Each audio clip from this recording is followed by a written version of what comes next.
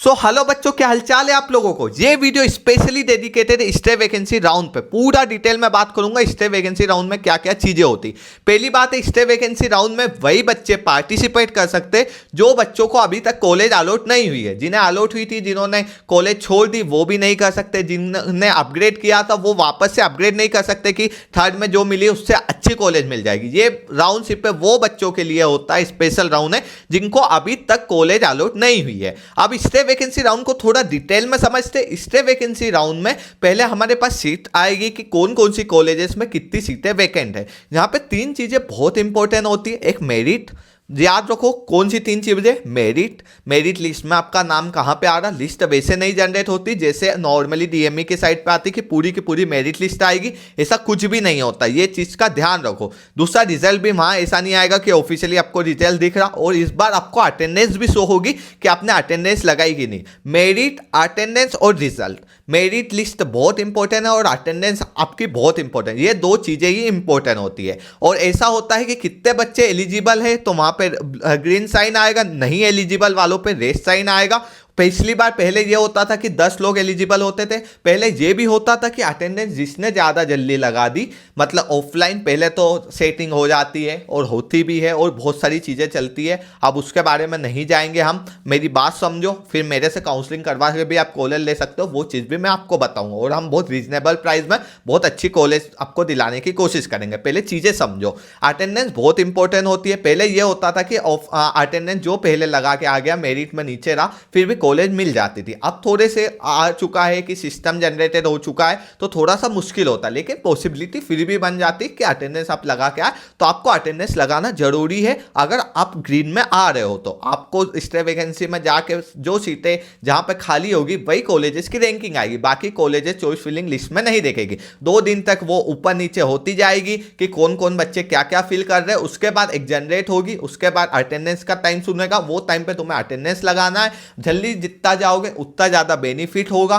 जितना ज्यादा पता चल जाएगा हमें। मतलब बहुत सारी चीजें वहां पे देखो। स्टे वैकेंसी राउंड पूरा ट्रिकी माइंड गेम है कि तुम कितना ट्रिक से खेल रहे हो, तुम्हें कितनी सारी चीजें पता है कि कहां पे जाना है। अगर सेम बंदा है, उसको Shri Satyasai, Mansarovar, index medical college, Allen जो ऊपर गया, उसके पास सब ऑप्शन है, तो हमें कैसे पता कि वो कहां जा रहा तो हम कहां पे जाए। बहुत सारी चीजें एक साथ रन करती। अगर वैसे वर्क करोगे, अटेंडेंस हम कहां पे जल्दी लगा सकते, कहां पे जाके हम पहले खड़े हो सकते, कहां पे हम एंट्री पहले कर सकते हो, समझ रहे हो। कहां पे किसी ने सीट रिजर्व कर ली, उसकी सीट हम पैसों में भी खरीद लेते, तो वो पैसों में खरीदने वाली सीट को हम डिस्प्लेस कर सकते हैं और ऑफिशियली वे से जाके हम सीट ले सकते हैं। जैसे कि पिछली बार एक जगह पे सीट बिक गई थी, लेकिन हमने वो बच्चे को इतना सही तरीके से करवाई कि उसको कॉलेज मिल गई, और उन्होंने जो काउंसलिंग फीस हमें पे करी थी वो 2900 करी थी। उसके बाद उन्होंने हमको 10,000 रुपए दिए थे, वो ऐसे गिफ्ट दिए थे, लेकिन हमारी जो काउंसलिंग फीस है वो सिर्फ 2900 रुपए, समझ रहे हो। तो अगर आप हमारे से काउंसलिंग कराना चाहते हो तो हमारा इस बार जो अमाउंट है वो नॉन रिफंडेबल 5,000 है। 5,000 रुपए नॉन रिफंडेबल होंगे।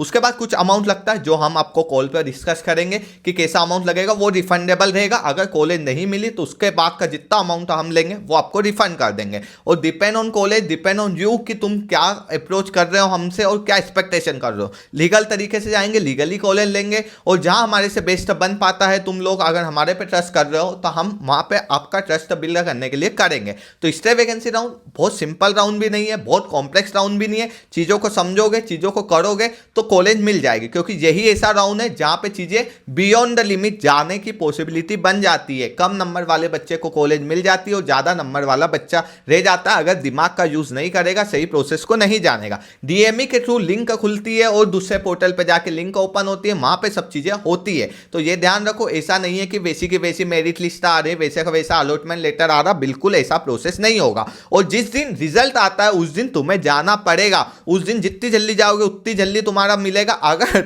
उस दिन भी तुम लेट हो गए तो तुम्हारे नीचे वाले रैंक जो है उसको कॉलेज मिल जाएगी और बात खत्म हो जाएगी। और पहले से सीट बिक चुकी है तो वहां पे भी चीजें बहुत क्रिएट हो गई, तो वहां पे तुम्हें कैसे बचना है वो भी हम हमारे काउंसलिंग इसमें बताएंगे। और तुम्हें लगता है कि हमें वो सीट ये वो, तो हम तुम्हें पूरी सब चीजें की सुविधा के साथ सब कुछ सिंपली करेंगे। और एक इंपॉर्टेंट बात, जिनके नंबर एकदम बाउंड्री पे, जैसे थर्ड राउंड का जो क्लोजिंग हुआ था गवर्नमेंट कॉलेजेस का फिर प्राइवेट कॉलेजेस का, उनके 1-2 नंबर 3-4 नंबर जो नीचे वाले बच्चे मैक्सिमम 5 नंबर वाले, उनके बहुत ज़्यादा चांसेस होते हैं कि वो अगर सही तरीके से जाए तो कॉलेज ले ले। तो ये ध्यान रखना कि वो बच्चे गलती मत कर देना, नहीं तो तुम्हारे नीचे वाले नंबर ले लेंगे। जो एकदम नीचे सेम नंबर पे बहुत सारे बच्चे वहाँ पे है, या देखे कि मान लेते कि 432, 431, 430 नंबर वाले बच्चे हैं, वो ज़्यादा गलती ना करे। जो मानसरोवर का क्लोजिंग था उसके नीचे वाले 4-5 नंबर वाले बच्चे, गवर्नमेंट के थोड़े से नीचे वाले, गवर्नमेंट में वैसे कम सीटें रहती, प्राइवेट में थोड़ी ज़्यादा सीटें रहती, तो समझ गए वो वाले बच्चों के बहुत ज़्यादा पॉसिबली चांसेस रहते, तो वो तो गलती ना करे। वो हमको नहीं लगाए तो किसी और काउंसलर को लगवा ले,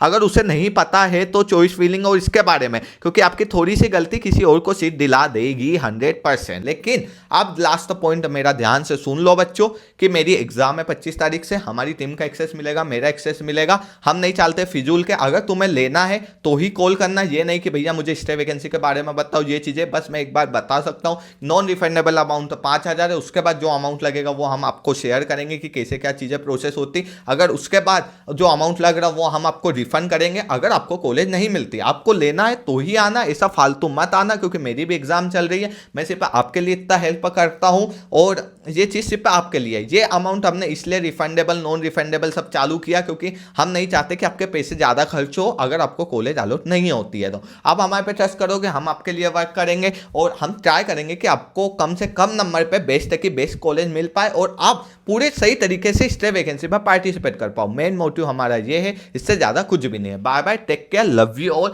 और चीजें समझ में आई होगी कि अटेंडेंस बहुत इंपॉर्टेंट है, मेरिट बहुत इंपॉर्टेंट है और रिजल्ट के टाइम जल्दी पहुंचना बहुत इंपॉर्टेंट है। Bye bye, love you. Online पहले पूरा ऑफलाइन होता था, उसके बाद ऑनलाइन ऑफलाइन होने लगा, अब थोड़ी सी कॉम्प्लेक्सिटी के साथ चीजें रन करती है। Bye bye.